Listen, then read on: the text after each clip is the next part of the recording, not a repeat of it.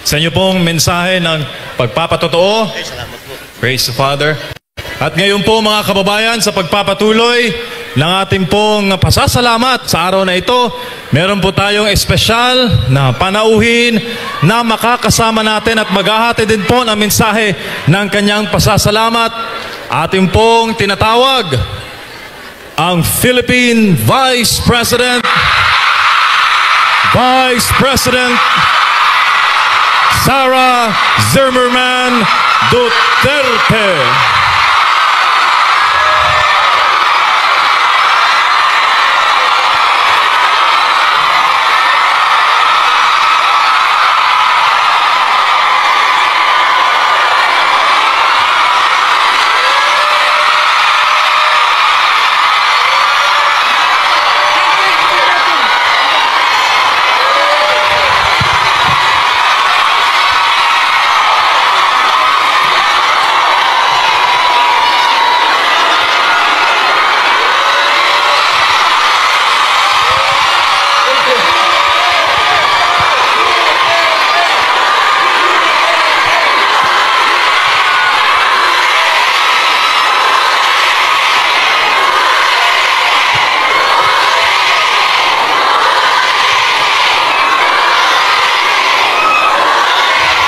Maraming salamat. Magandang umaga sa inyong lahat. Maaari po siguro muna kayong maupo.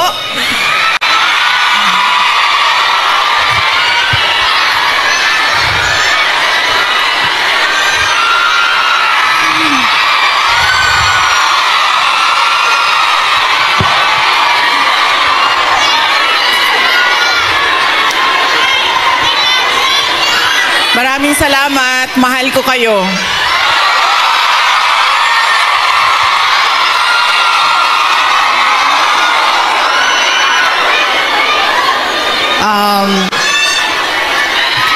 Opo muna siguro para yung mga nasa likod makakita din. Kawawa naman yung nasa likod. Okay?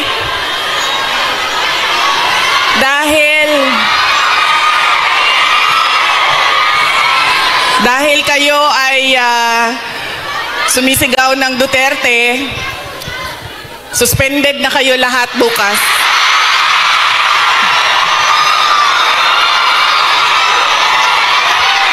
Suspended kayo, suspended.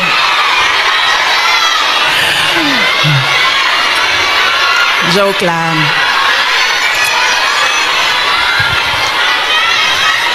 Unahin ko muna ang aking mga pagpapasalamat.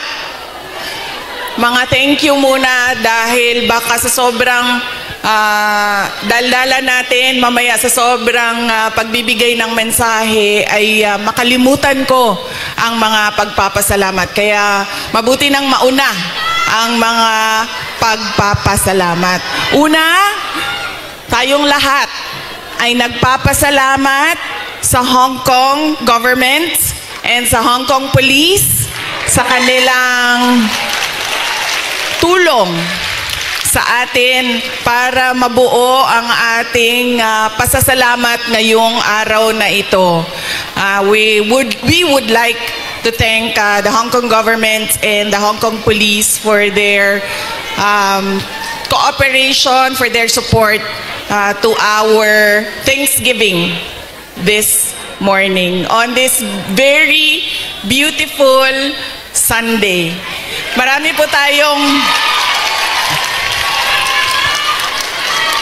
tayong mga kababayan na nandoon sa labas at lahat ng mga first timer na nakakita sa akin.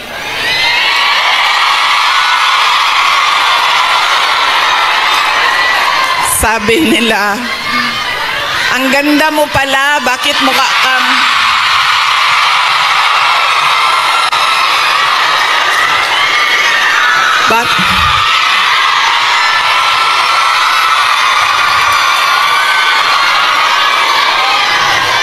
Ay, Macau, hello, maraming salamat.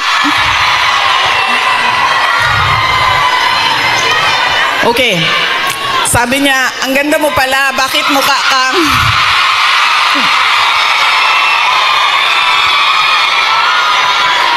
Bakit mukha kang Shrek sa mga picture mo sa internet? Tapos sabi ko sa kanya, sabi ko, ma'am, basta Pilipina, maganda talaga yan. Tayong lahat yon. Now, hindi ko lang alam sa mga Pilipino, sa mga lalaki natin, pero sigurado ako sa mga Pilipina ay maganda. Dahil, ano ang ating proof o evidence sa buong mundo na maganda talaga ang Pilipina? Ilan ang Miss Universe natin? 4. 4 ang Miss Universe na winners ng Pilipinas. Kaya, ibig sabihin, global ang beauty ng Pilipina. Kaya, bago ang lahat, sabihin niyo sa lahat ng kaaway ninyo, Pilipina ako, maganda ako.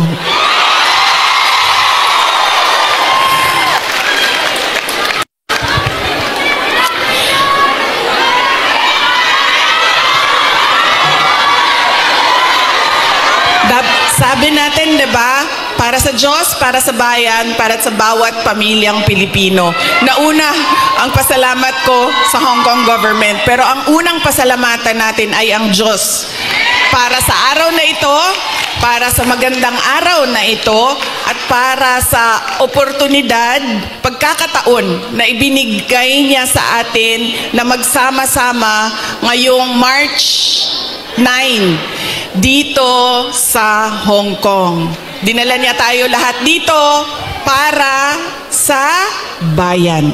Yan po ang pagpapasalamat natin sa ating Diyos. Dahil binigyan niya tayo ng isang araw ulit na magising, mag-ayos, pumunta dito at pag-usapan ang Thanksgiving, pagpapasalamat at pag-usapan ang ating bayan. Ang sunod na pagpapasalamat ko ay hindi ko isa-isahin yung mga pangalan dahil baka may hindi ako mabanggit at magtampo. So, isa-isahin ko lang ang mga grupo na kailangan natin pagpasalamatan. Unahin ko muna ang Kingdom of Jesus Christ.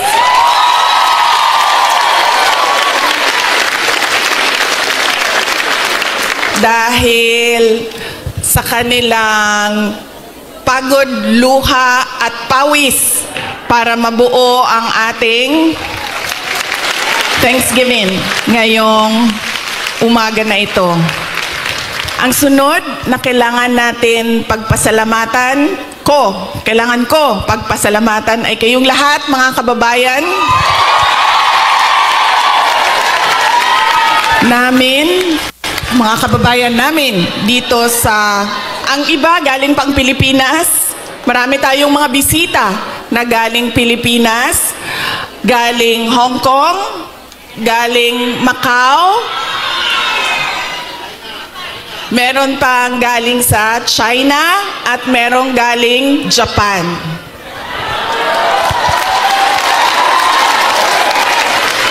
Maraming salamat sa inyo dahil ibinigay ninyo ang oras ninyo ngayong araw na ito. Madami sa inyo kailangan maglaba.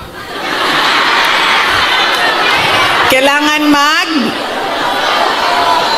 magplansya. Yes, mag-day off, pero kailangan niyo labhan yung damit ninyo. Kailangan ninyo magpa-parlor kasi, 'di ba? Araw ito ng pagpahinga. Kailangan maglinis ng inyong bahay. Kailangan magpa-pedicure. Diba? Kailangan magpa-dentista dahil araw ito ng pagpahinga. So, kailangan ayusin lahat ang sarili. Ang para sa sarili. Pero, binigay ninyo ang oras ninyo at araw ninyo ngayong umaga na ito para sa atin. Kaya maraming salamat sa inyong lahat. At Alam nyo, kanina habang naglalakad ako, kasi malapit lang kami, so naglakad lang kami. Ang ganda ng weather ninyo dito sa Hong Kong, no? Nakakaganda siya ng kutis.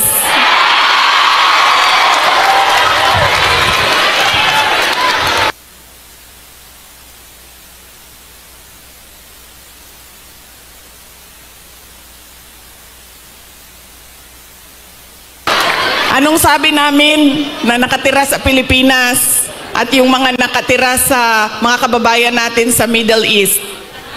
Sana all malamig ang tinitirhan. Sana all maganda ang kutis.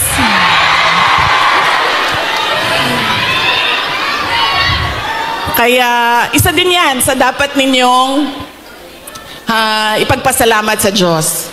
Nandito kayo sa lugar na hindi magulo, maganda ang klima, at lalong-lalo na nandito kayo dahil meron kayong hanap buhay. Hindi natin gusto na umalis ang ating mga kababayan sa Pilipinas. Pero marami sa atin, dahil walang oportunidad sa ating bayan, ay nakikipagsapalaran sa iba't ibang lugar sa mundo para sa inyong mga pamilya.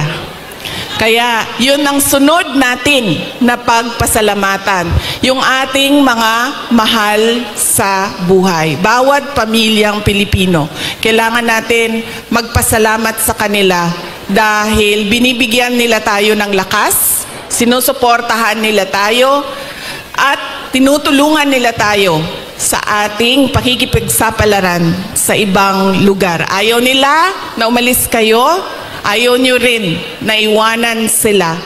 Pero kailangan natin gawin dahil kailangan suportahan ang ating mga pamilya. Okay?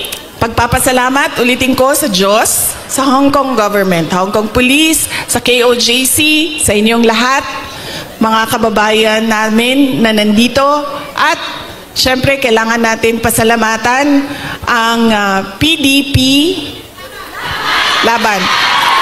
Parang tinanggal na ata nila ang laban, no? PDP na lang, no? Opo.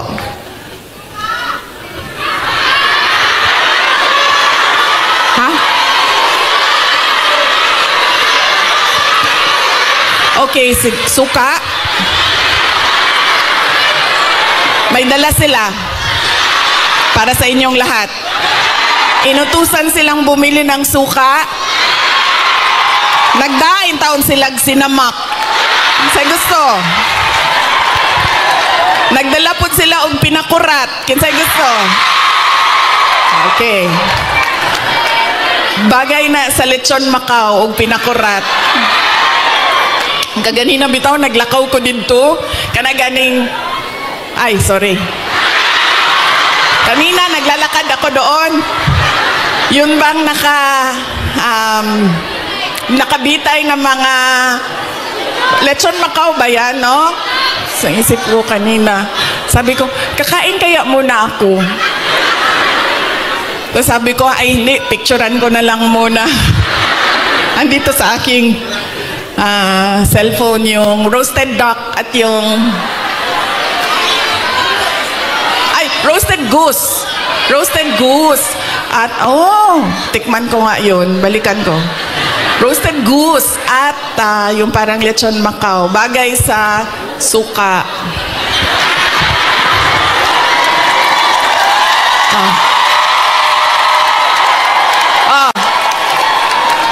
Ano pa ang bagay sa suka? May oras pa ba ako? Bigla na lang ako paalisin dito. Ano pang bagay sa suka? Ang ating chorizo longganisa. Diba? Bulad. Chicharon. Mangga. Mangga at suka. kinilaw. Oh. Bulad, galunggong. Yes. Diba? So, kaya tayo lahat nauutusan na bumili ng suka. Kasi lahat yan, lahat ng pagkaing masasarap, kailangan ng suka. Alam niyo, wala sa listahan ko yung speech na suka na yan. Actually, wala akong listahan ng speech ko dahil matagal ako kagabi nag-decide kung pupunta ako dito sa Thanksgiving.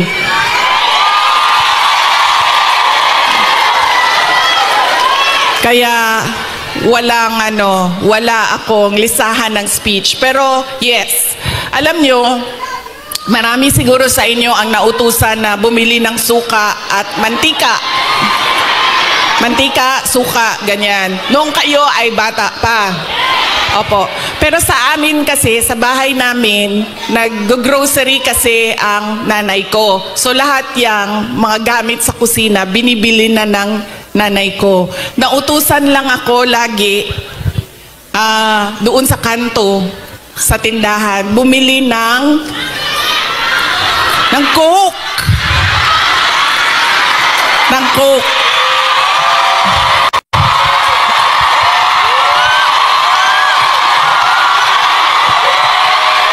I'm sorry.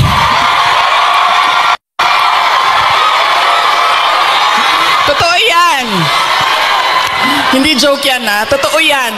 Alam nyo, di ba, tag 5 pesos lang ang Coke noon? 1980s?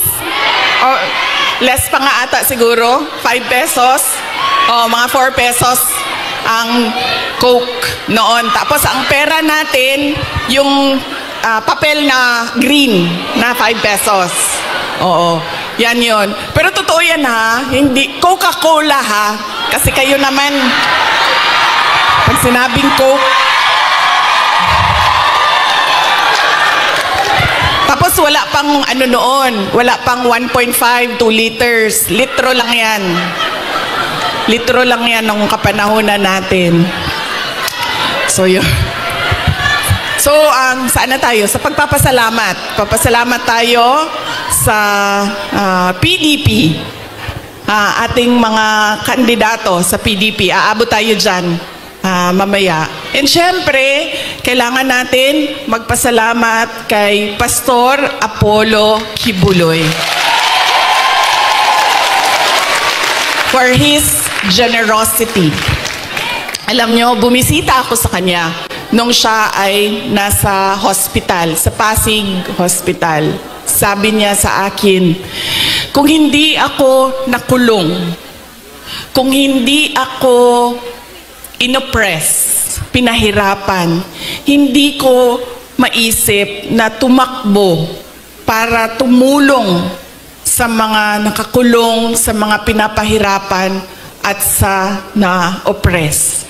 Sabi niya, tama lang na ganito ang nangyari dahil naliwanagan ako at napaabot sa akin ang mensahe na kailangan kong tumakbo bilang senador para tumulong sa mga nahihirapan at pinapahirapan.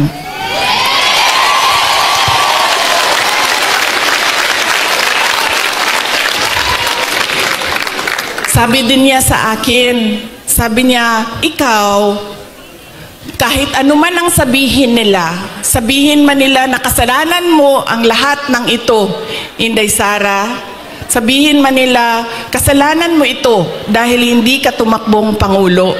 Pero sabi niya, ayaw na.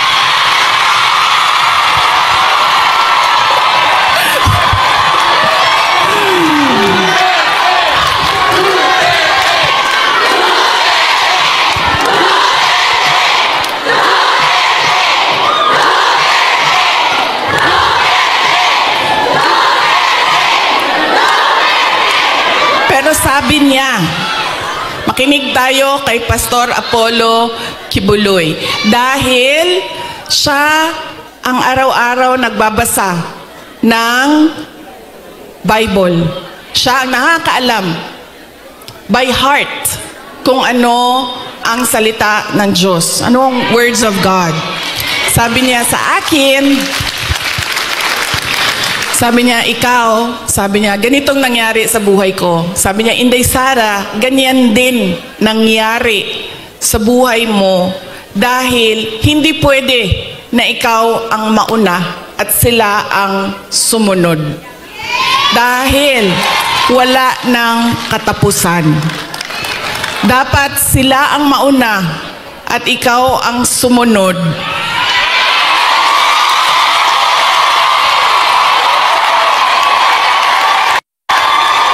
Para matigil na at hindi na paulit-ulit ang kahirapan sa ating bayan. Kaya nung sinabi niya sa akin yon, hindi na masyadong masakit. Masakit pa rin sa akin pag nakakarinig ako ng kasalanan mo yan lahat, Inday Sara. Pero iniisip ko na lang, nako, sinabihan ako ni Pastor Kibuloy, you are there, you are where you are intended to be by God. Exactly where you are.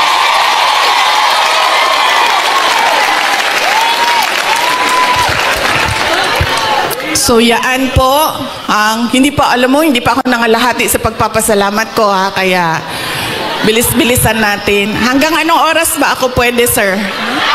Go lang daw. Go. Ay, hindi kami pwede mag-abot ni PRD kay kasabon na pud ko oton.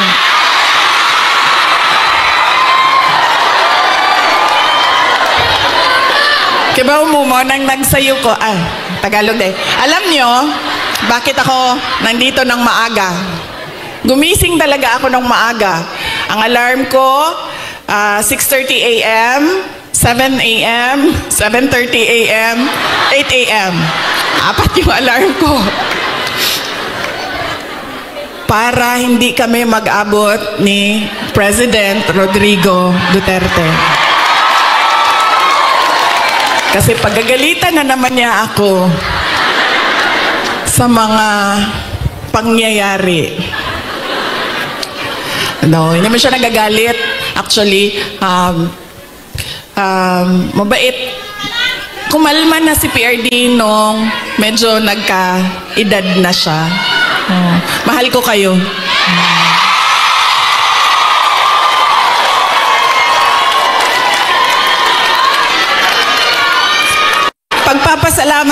Magpapasalamat din ako. Thank you po ako. Kagabi po, merong mga kababayan natin na nasa hotel. Hotel. Kayo ba yun, ma'am? Opo. Maraming salamat sa pag-welcome ninyo sa amin doon sa hotel. Mahal ko kayo. Maraming salamat. Pero bakit, ma'am, wala kayong dala na roasted goose? Sorry, may dala kaming suka. Kayo, walang dalang roasted goose.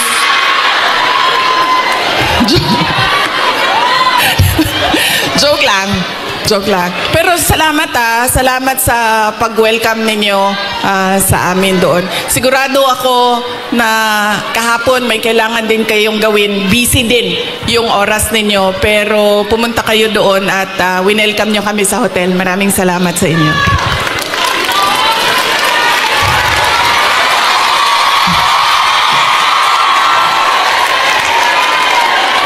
Ang sunod ko po na pagpapasalamat ay personal po sa akin.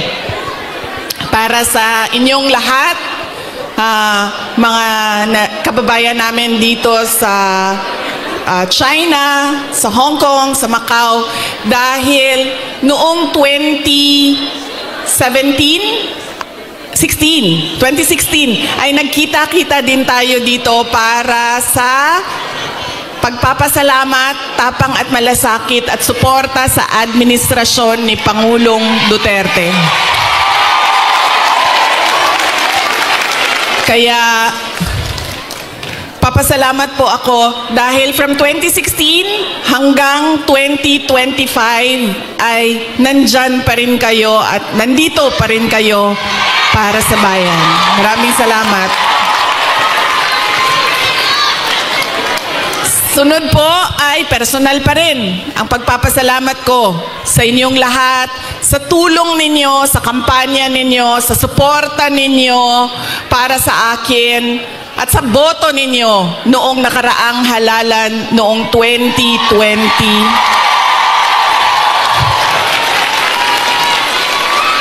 At sa susunod na halalan sa 2020, joke lang.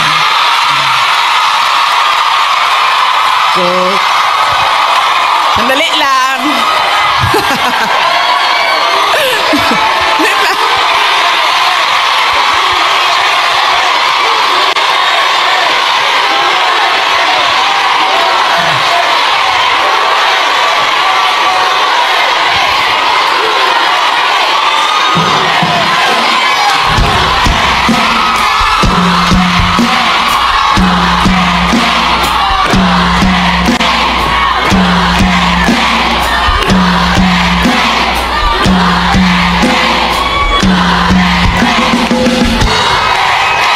Okay.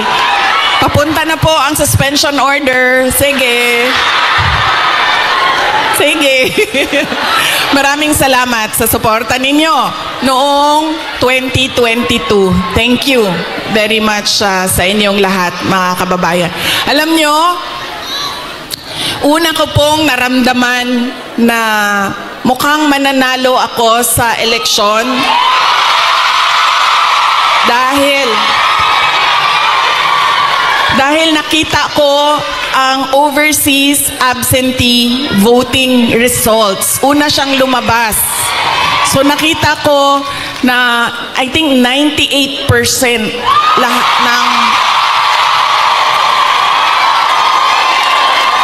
ng OFW votes ay para sa akin. Kaya doon ko naramdaman na parang baka siguro manalo ako.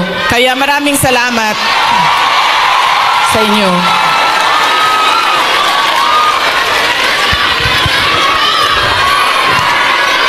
Ang susunod ko po na pagpapasalamat ay sa akin pa rin, para sa inyong lahat, sa suporta ninyo sa aking mga kasamahan, sa aming trabaho, sa programa at proyekto ng Office of the Vice President. Maraming salamat po sa inyong lahat.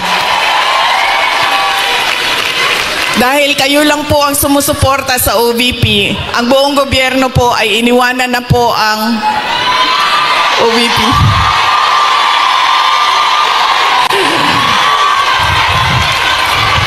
Maraming salamat. Yung satellite offices po namin sa iba't ibang lugar ay naningkamot. Ano sabihin naningkamot? Nagsisikap.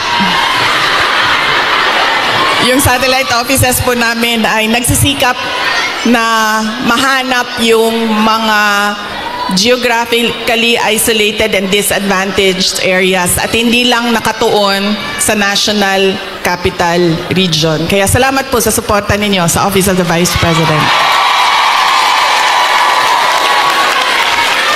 Ang susunod po na pagpapasalamat ko ay ang mahal ko kayo.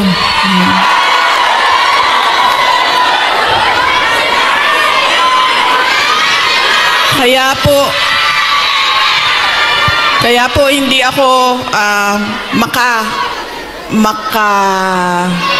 hindi ko maiwanan ang aking katayuan, tama ba, pwesto, posisyon, dahil sa inyong lahat.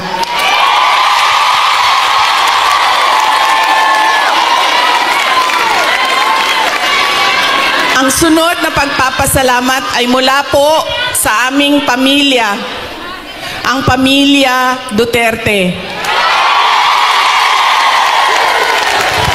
Napakalaki po ng utang na loob namin sa inyong lahat.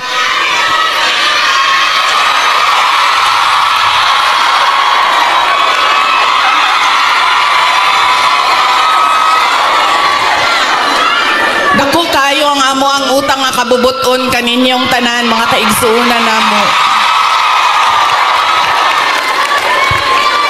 Sa pagkakataon na ibinibigay ninyo sa amin na makaserbisyo o makapagtrabaho sa ating pamahalaan. Sa oportunidad na ginahatag ninyo kanamo nga makasilbi sa ato ang nasud. Maraming salamat po sa inyong lahat.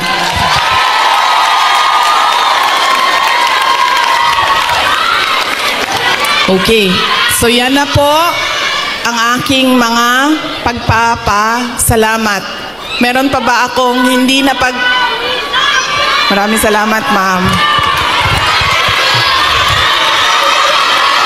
Ang sunod ay lilipat na po ako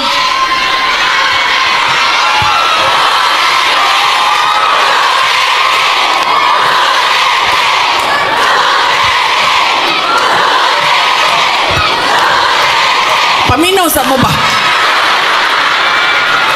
Kadyot lang mo. Alas 12 na. Alas 12 na. Kinsay magpakaon sa ato adin eh.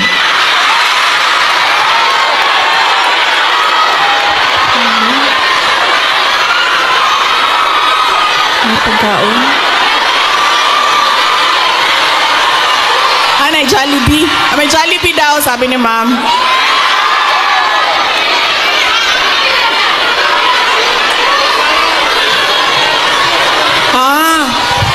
Okay. So, hindi daw tayo kakain lahat para sa bayan.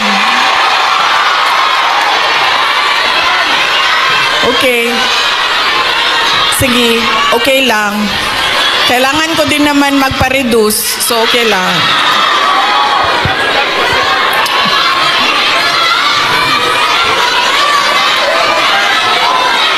Ma'am, darating tayo dyan sa ayuda na yan, ha? Wait lang. Kasi, tuloy-tuloy ko na, ha? Ang susunod ko po ay ang dahil pagpapasalamat po ito kay PRRD, former President Rodrigo Duterte, ay mag-share ako sa inyo ng aking pagpapasalamat sa kanya. Medyo mahaba itong kwento na ito, so mamaya nyo na singilin yung mga suspension order ninyo.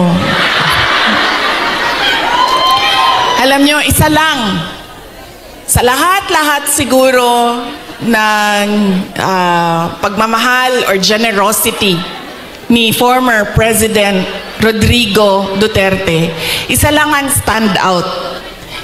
Nag-iisa lang ang lagi kong pinagpapasalamat sa Diyos na ginawa ni Tatay Digong, ni former President Duterte sa akin.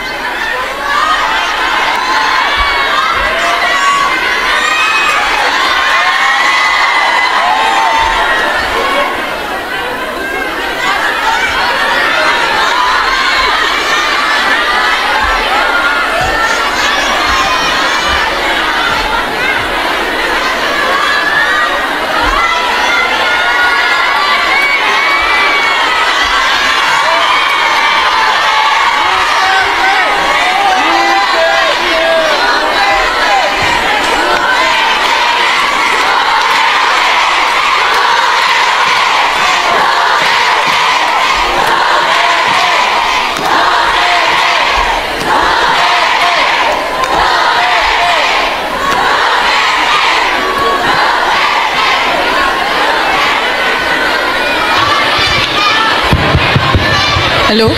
Okay na? Sir, pakihanap nga yung inutusan ni Marcos na patayin yung akin.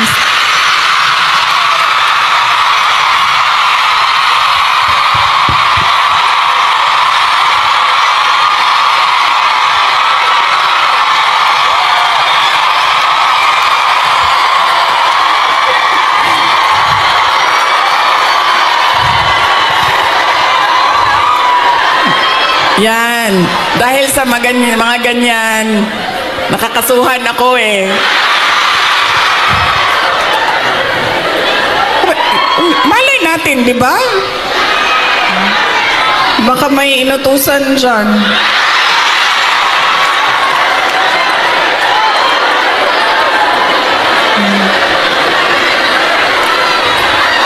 Okay. Isa lang. Paulit-ulit yan pag napapaisip ako sa tatay ko.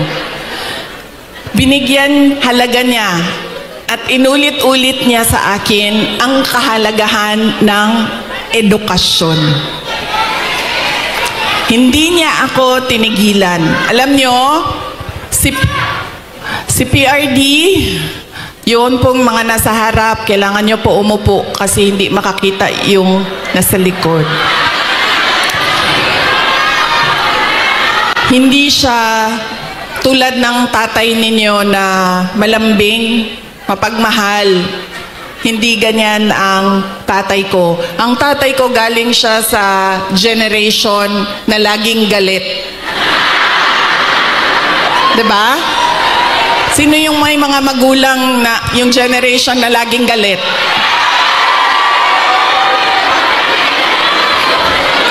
Yan. Galing dyan ang generation. Galing dyan ang tatay ko sa generation na yan. So, lagi siyang galit. So, sa akin,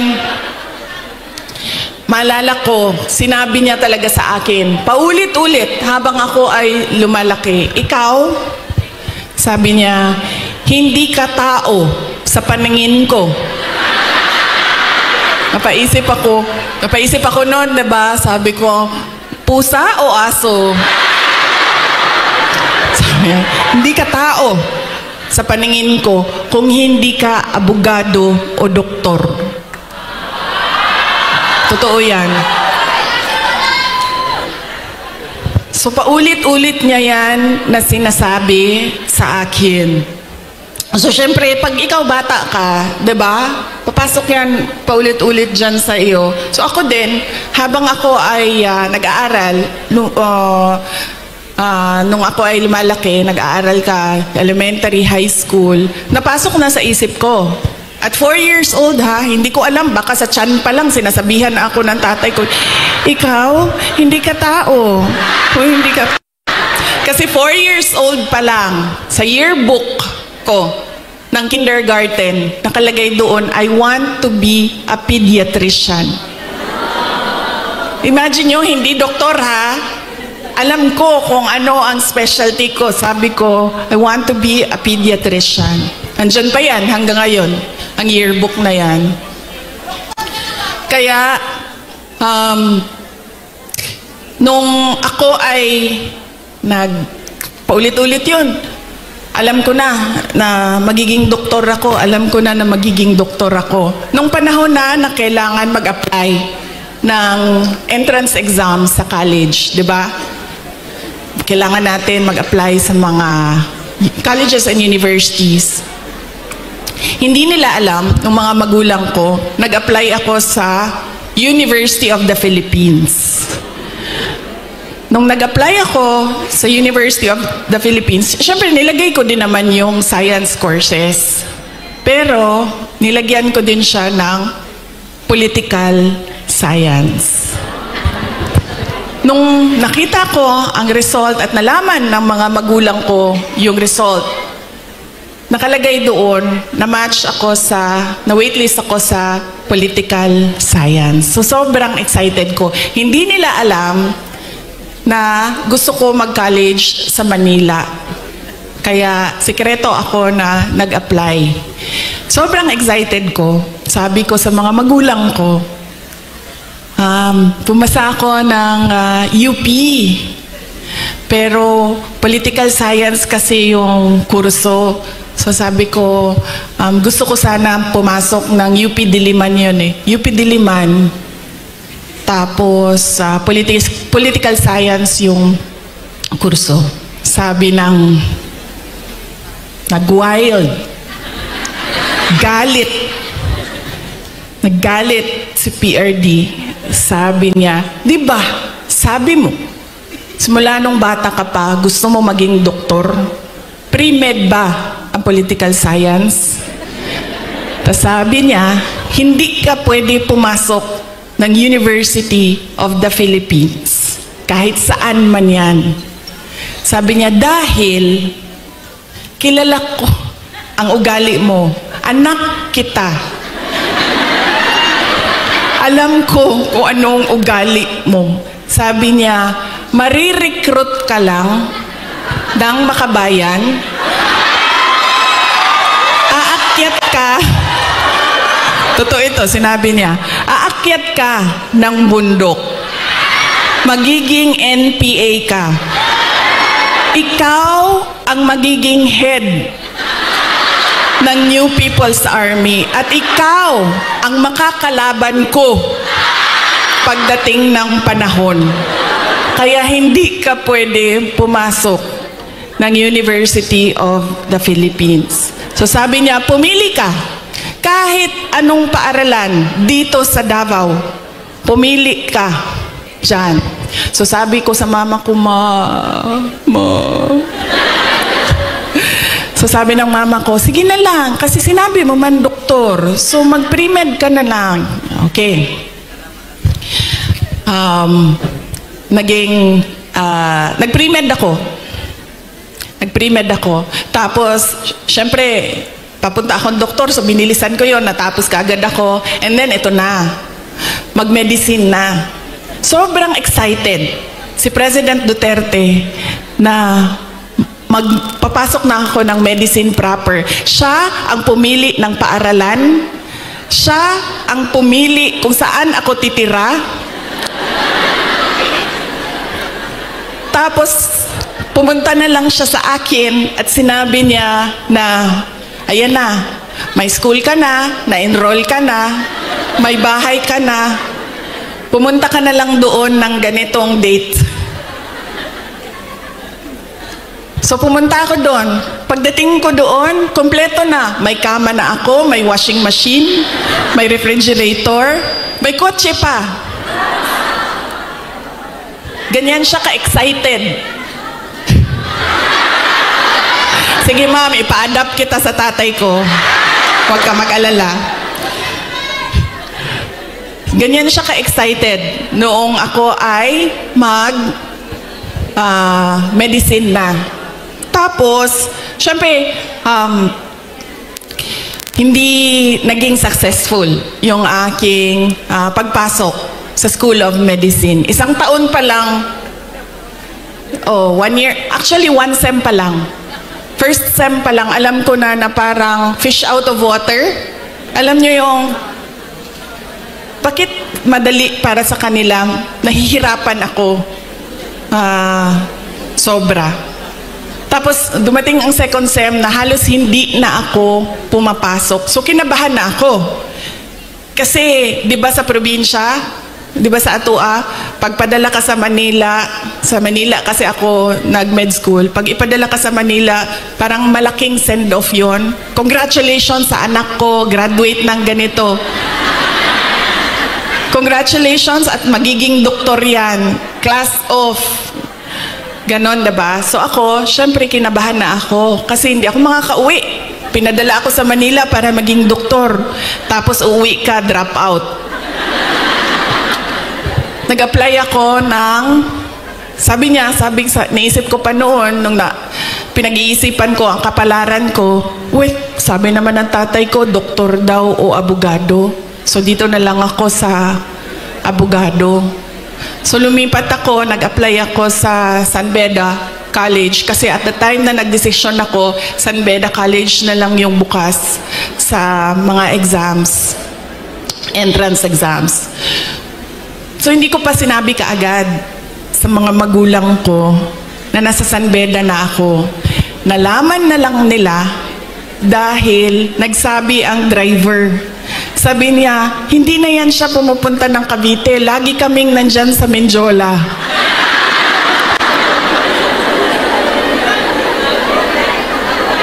Nung nalaman niya na nasa law school ako, sobrang, I think mas masaya siya nung nalaman niya, mas masaya siya, mas excited siya noong ikumpara ko nung papasok ako ng med school, nung nalaman niya na nag-apply na ako ng law school. Tapos, syempre sinabi ko sa inyo, di ba, hard love. Hard love yung generation ng parents natin, mga magulang natin. So, nung mga panahon na nag-aaral ako sa law school, may mga panahon na papagalitan din ako na sinasabi niya sa akin, alam mo, kung hindi mo ayusin yung law school mo, magiging kabit ka lang ng politiko.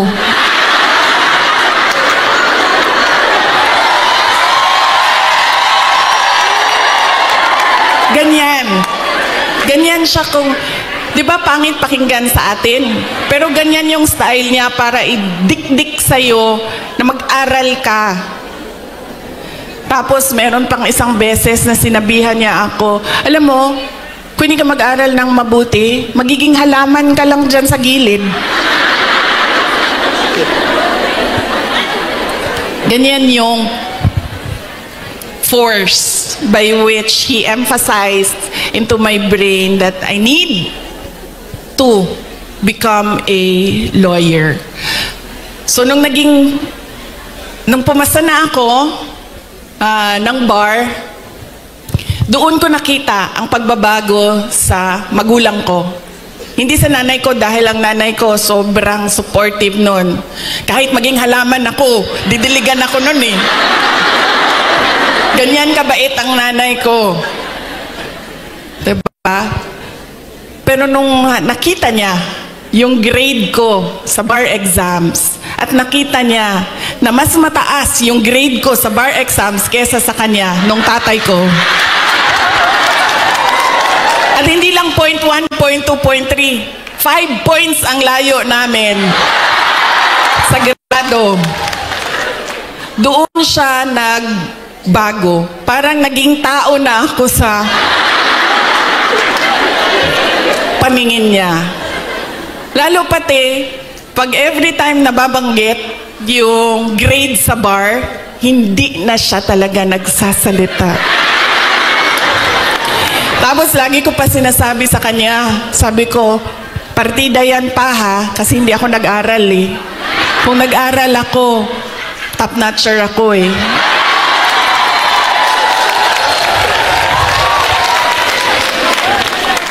So ngayon, doon, nakita ko na iba na siya kung hindi na parang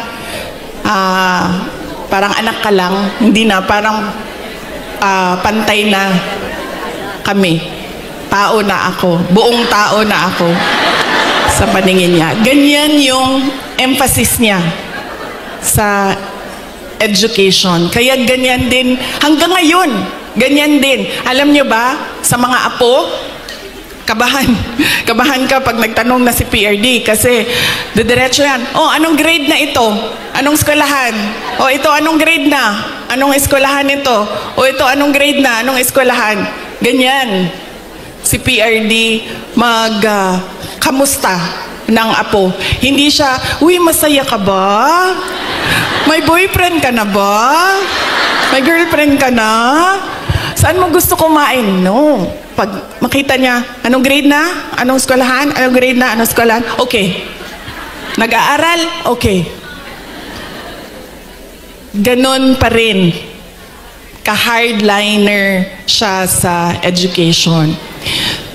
So yan yung talaga, pinagpapasalamat ko sa kanya. Dahil kung hindi ako naging abogado, lalo pati yung mga pinagdaanan ko ngayon, hindi ko siya, kasi ngayon naiintindihan ko kung ano yung pinagdadaanan ko. Siguro kung hindi niya pinilit, hindi ako ganito ka-confident sa aking ginagawa. So sana din sa inyong lahat, ganun din. Kaya nung nangangampanya ako nung 2022, lagi kong sinasali ang kampanya, plataforma ko ang edukasyon. Sana ganun din ang inyong mga anak, ang inyong mga kapatid, ang inyong mga apo. Huwag ninyo silang tigilan. Dahil minsan ako, pag pumupunta sa mga barangay ninyo, sa mga municipality ninyo, meron talaga akong naririnig na sumasagot na, oh, college graduate naman pero wala namang trabaho. Pero, iba din ang trabaho ng college graduate at natapos lang ng grade 6. Iba talaga yun. Iba yung oportunidad na dumadating sa mga nakapagtapos kesa natapos lang ng grade 3, grade 4. At madami yon. Madami yan sa ating bayan ngayon. Na pagdating ng high school, ay sinasabihan yung mga anak, kailangan mo na magtrabaho, tumulong sa pamilya. Kaya dapat, wag nating tigilan ang ating mga anak. Paulit-ulit talaga yan. Edukasyon ang susi ng pagbabago ng buhay nila.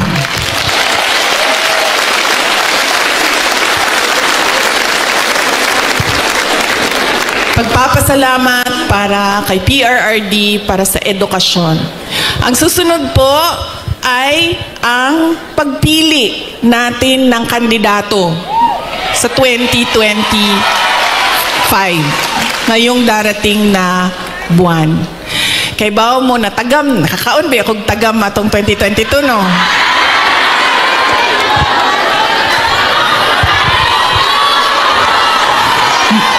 Yan lagi ang, meron pa isang beses, Bisaya, sa Cebu. Ay, sa Cebu ba ito? O sa Cagayan de Oro. Basta, usually kasi pag Bisaya, di ba, diretso na sila istorya, wala na sila break. Wala break. Ana siya sa kon. Inday Sara, anak ko, yes ma'am. Ano siya, nakakaon kag tagam, no?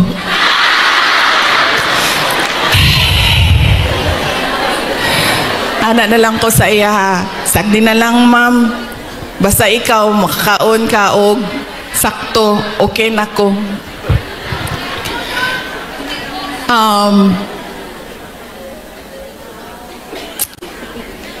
Ayaw ko kasi, masakit sa akin ang sabihin ang sorry sa inyong lahat. I-explain ko na lang.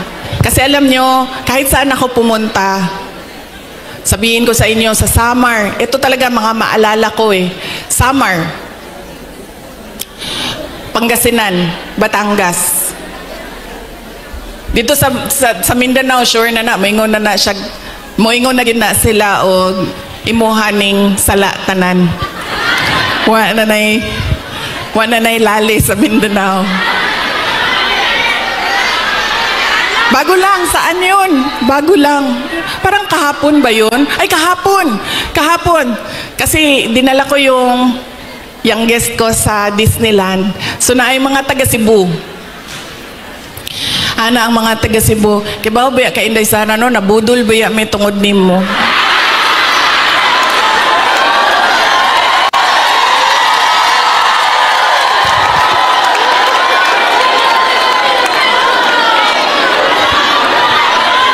Ang sa Samar, sabi sa akin, maalala ko yun. Kay bao ka, hindi sana Tagalog siya kay kanang waray man waray man na sila dito no. So nagtagalog siya sa ako. Sabi niya, alam mo na scam kami dahil sa iyo. Lalaki pa ito siya niya, senior ba? So wa na lang yun ko ni ko ana na lang ko, pasensya na sir. Pasensya na. So akala ko kasi, ito na naman tayo sa maling akala.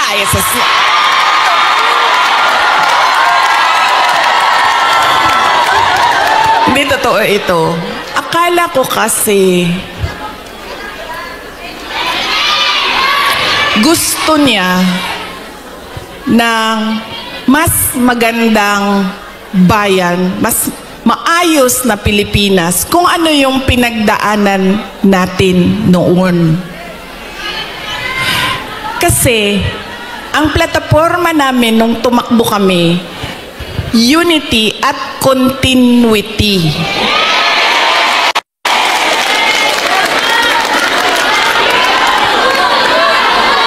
Nabudo lagi.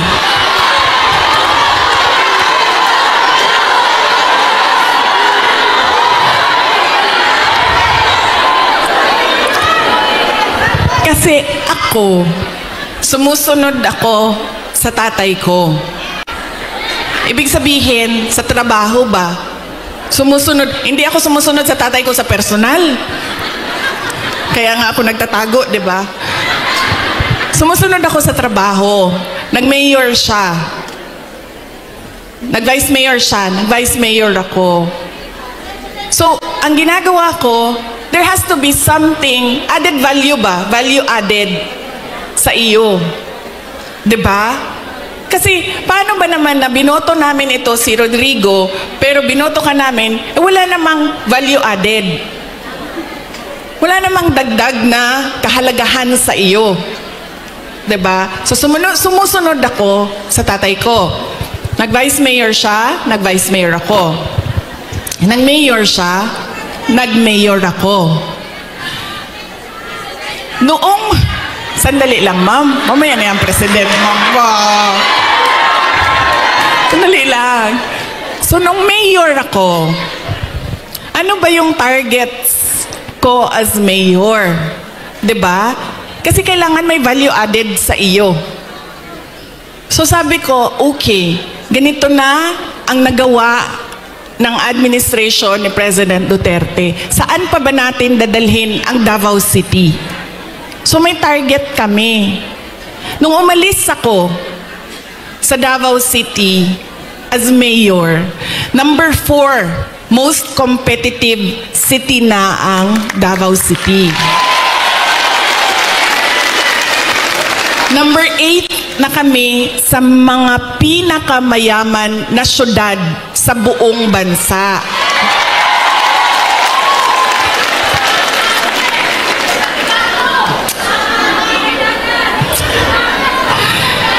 Insurgency-free na ang Davao City. Alam nyo, buong term ni PRD, hindi niya natapos talaga yung problema ng Pakibato. So nung taga-Pakibato mo, ma'am? Mobi again na ingon ni PRD, siya mag-NPA lang ka sa Pakibato, ikaw kalaban sa mga sundalo. Ayaw, ganda din na sa UP. Okay. Diba? Hindi niya natapos. And sa akin, meron kasi insidente doon na ako ang mayor, namatay yung opisyal, na napagalitan ako ng nanay. Tiga Visayas yung pamilya. Kausap ko siya sa phone, sabi ko, ma'am, pasensya na, namatay yung anak mo, ganyan. Napagalitan niya ako. So sinabi ko, sige, tapusin natin yan. So tinapos namin. In 3 years or 4 years. In 4 years, tinapos namin yung problema sa Pakibato. There has to be something new and something better in you. Akala ko kasi ganyan. Dito ko lang naintindihan na hindi pala lahat ng tao pareho ko mag-isip. Yun yung naging problema. So yun yung kailangan ko ihingi ng pasensya sa inyong lahat. Dahil sabi nga ni Pastor Kibuloy, dapat lang siguro mangyari ang mga nangyayari para makita natin. Kawawa lang siguro ang mga tao, ang bayan, pero if we talk about the divine, maybe there is a reason for what is happening. So yun yun. Ngayon, pipili na naman tayo ng mga opisyal ngayong Mayo. Ano ba ang problema natin, mga botante? Ang problema sa atin, ang pinipili natin ay paulit-ulit ba? Pabalik-balik lang. Mahilig tayo sa sikat. Mahilig tayo sa magaling kumanta, sumayaw dito sa stage. Mahilig tayo sa nagpapa-amuse, nagpapatawa sa atin. At mahilig tayo sa hindi natin tinitingnan kung ano ba yung karakter, totoong karakter ng tao sa likod ng mukha niya sa TV. Ganyan tayo. Ang ugali ng mga Pilipinong botante. Kaya siguro dapat sa darating na halalan, pag-isipan na natin ang ating iboboto. Sabi ko nga sa inyo, nadala na ako, na-scam na ako, nabudol na ako. Hindi ako mag-endorso ng kandidato. Kasi baka pagkatapos ng eleksyon, sasabihin nyo na naman, na-scam ba yung Inday Sara dahil sa iyo? Ang gagawin ko para sa inyo, sasabihin ko, ano ba ang kailangan nating gawin as voter? Ano? Una, huwag natin ibenta ang boto natin. Diba? Ngayon, legitimate na ang vote buying. Nakatago siya sa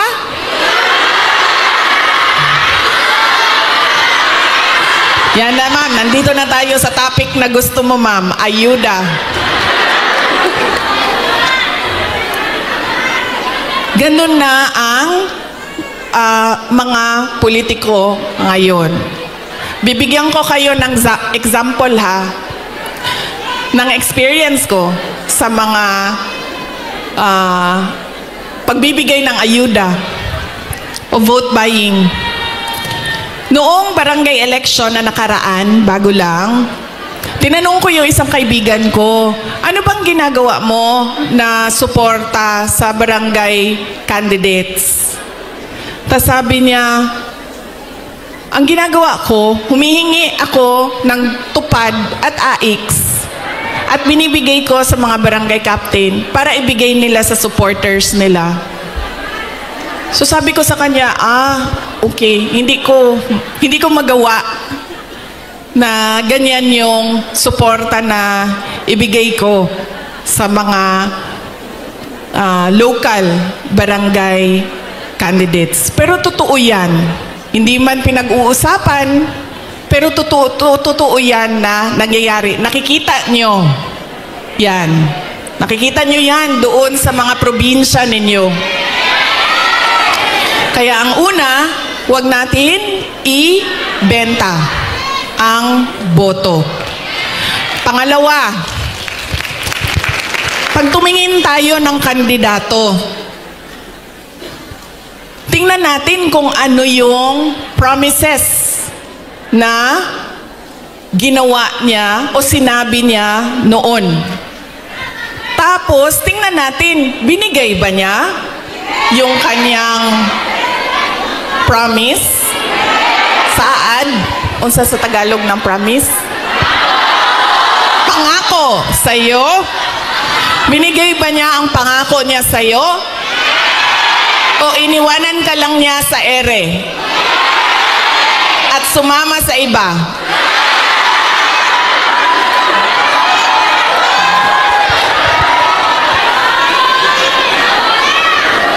Ganyan.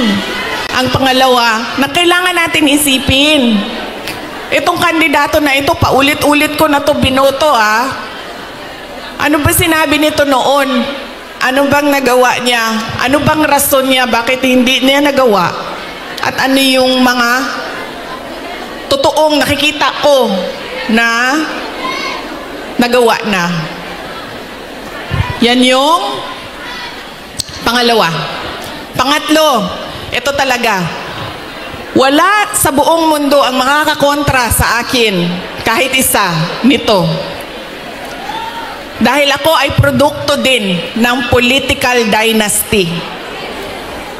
Galing ako sa pamilya ng mga politiko. Ang lolo ko, governor ng undivided Davao. Cabinet member ni Marcos Sr. Ang tatay ko, vice mayor, mayor, president. Mga kapatid ko, mga politiko din. Hindi dahil Duterte ang apelido ay iboboto na ninyo. Kailangan pag-isipan din natin. Duterte ito, pero ano ang maitutulong niya sa bayan? Ano ang magagawa niya para sa bayan? Kaya hindi pwede na pabalik-balik lang na apelido ang binoboto natin. Kailangan yung anak, yung apo, yung asawa, kapag tumayo sa harap ninyo, ay meron siyang sinasabi. Hindi yung tatayo siya at dahil Duterte siya, kakanta na lang siya para sa inyong lahat. Pangako sa'yo. Diba? Hindi pwede.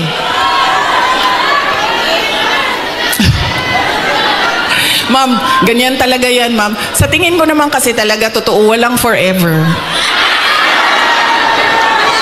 Kaya darating talaga ang punto na iwanan ka talaga. Si Ma'am Gemma, ay shh daw. Shh.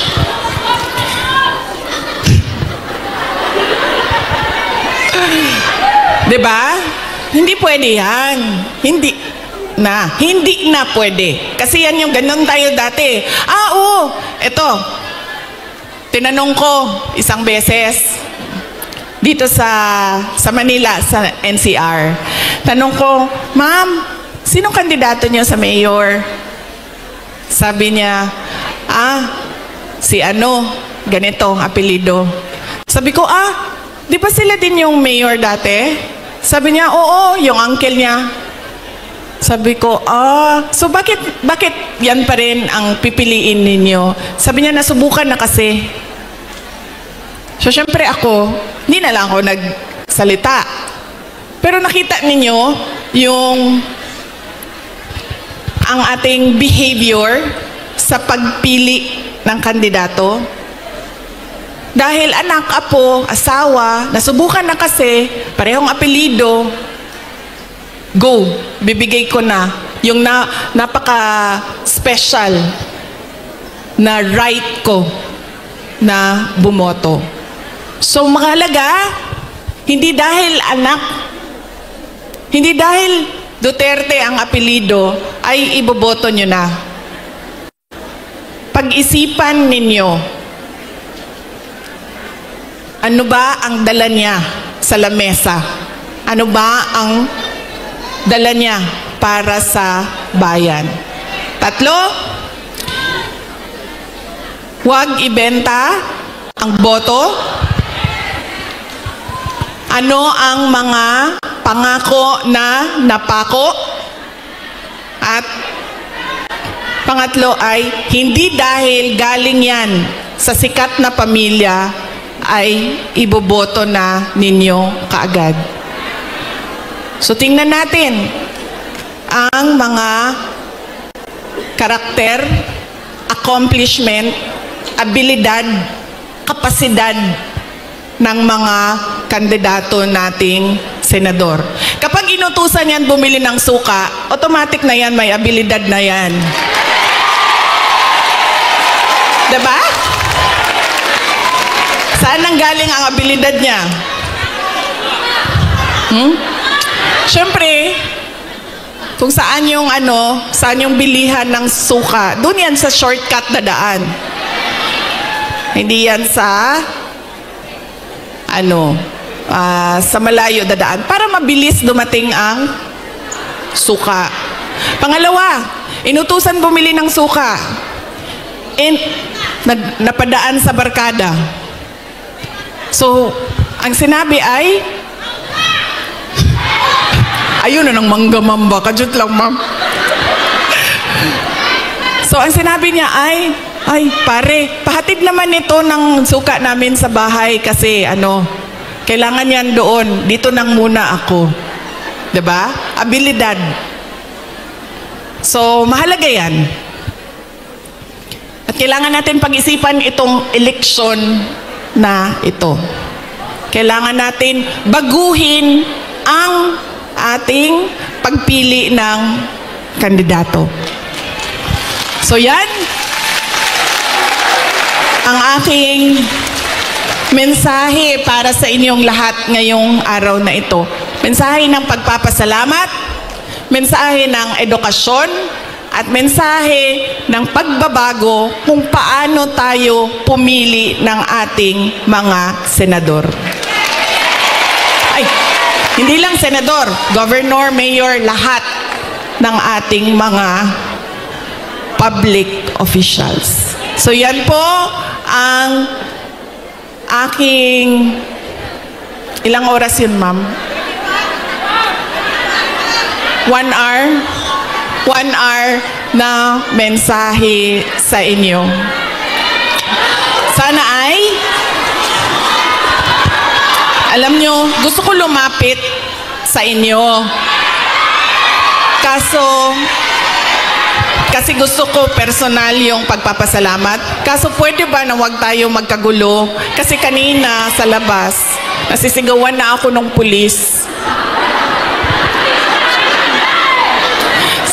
Nasisigawan na niya ako kasi medyo nagkakagulo kami doon sa picture taking namin sa labas. So, pwede ba ako mag-hello lang, hello sa inyo, tapos wag lang tayo magkagulo kasi baka palayasin tayo dito. Ulitin ko, maraming salamat, magandang tanghali sa inyong lahat. Daghang salamat, maayong udto sa inyong tanan. Maraming salamat, Vice President Sara Duterte.